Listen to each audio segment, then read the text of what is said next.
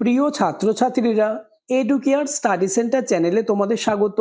আজ আলোচনা করব ক্লাস 5 অর্থাৎ পঞ্চম শ্রেণীর বাংলা সাবজেক্টের দ্বিতীয় ইউনিট টেস্ট পরীক্ষার 2026 সালের অতীব গুরুত্বপূর্ণ একটি কোয়েশ্চেন পেপার নিয়ে।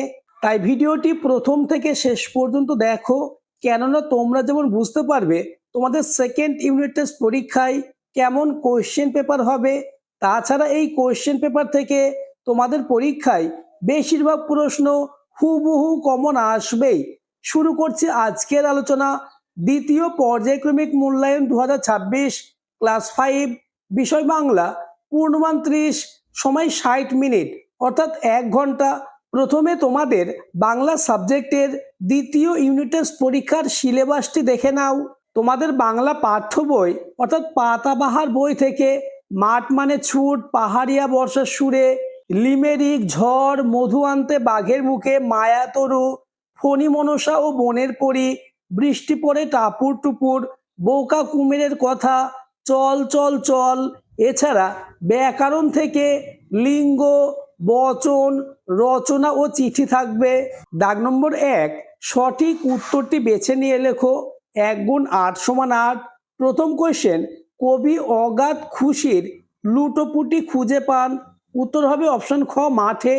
পরের প্রশ্ন, ব্যাঙের সঙ্গে ভগবানের প্রাসাদে গিয়েছিল। উত্তর অপশন ক, বাঘ। নেক্সট, ধনাই চাক দেখতে পায়। উত্তর অপশন খ, গরান গাছে। পরের প্রশ্ন, কুমির আর শিয়াল দ্বিতীয়বার কি চাষ করেছিল। উত্তর ধান চাষ করেছিল, অর্থাৎ অপশন ক is the correct answer. Next, question number 5, ঝড় যখন ওঠে তখন আকাশ থাকে। উত্তর অপশন গ, কালো। পরের প্রশ্ন, ঝড় কবিতায় ঝড় এসেছিল কখন। উত্তর দুপুর বেলা, অর্থাৎ অপশন গ is the correct answer. Next, question number 7, বনের পরীর কাছে ফণি মনসা প্রথম চেয়েছিল। উত্তর অপশন খ, সোনার পাতা।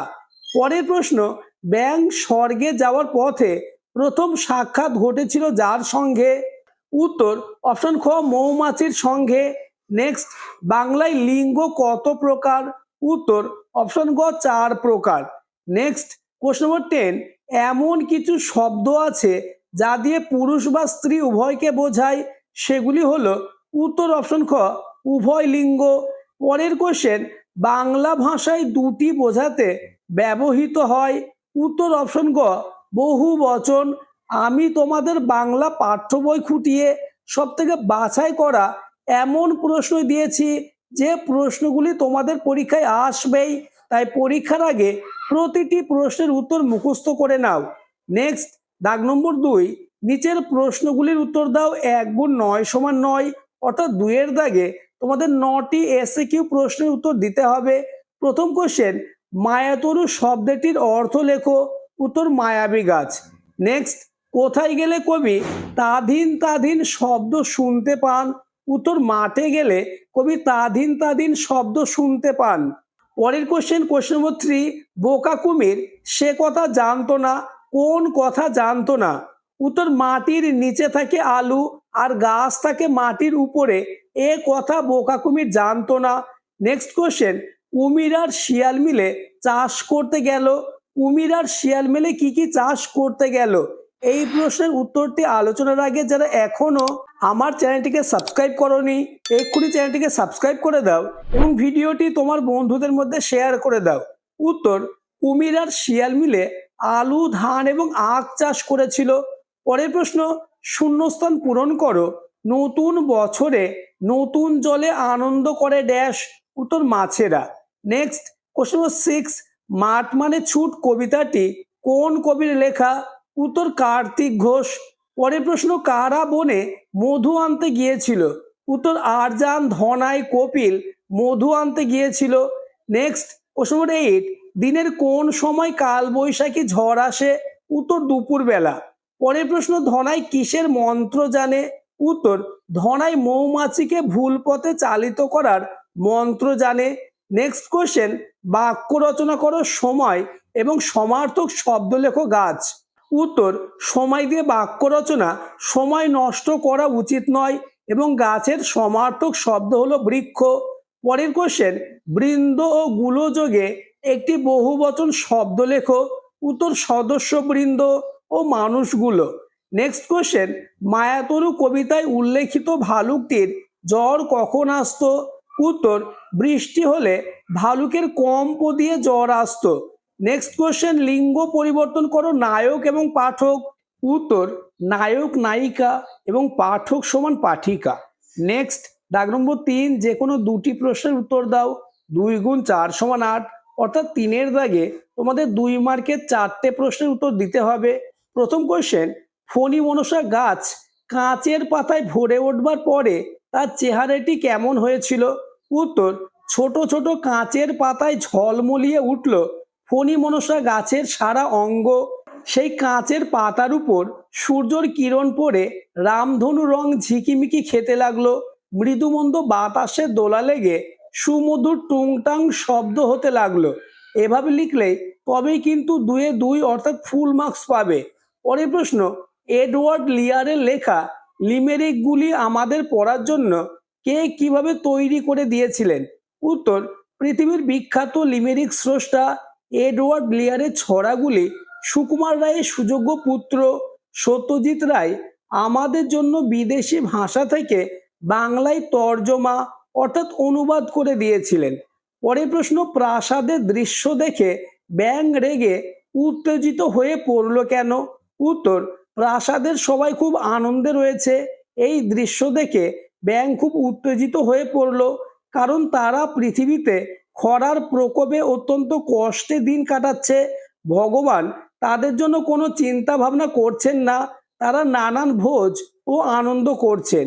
নেক্সট, কোশ্চেন নম্বর 4, ওরা পিছনে ছুটে একটা ঝোপের আড়ালে পালালো। কাদের কথা বলা হয়েছে? তাদের পালানোর কারণ কি? উত্তর, শিশুর দলের কথা বলা হয়েছে। এবার প্যারা চেঞ্জ করে লিখবে, মৈত্রী দেবীর লেখা ঝড় কবিতায় শিশুর দল যখন মাঠে খেলা করছিল তখন দুপুরবেলা হঠাৎই আকাশ ঘন কালো মেঘে আচ্ছন্ন হয়ে যায় এবং প্রবল বেগে ঝড় শুরু হয়। তাই শিশুর দল মাঠ ছেড়ে ছুটে চলে যেতে চেয়েছিল। নেক্সট, কোশ্চেন নম্বর 5, বাচ্চা গাছটি তো মহা খুশি, আনন্দের ডগমগ।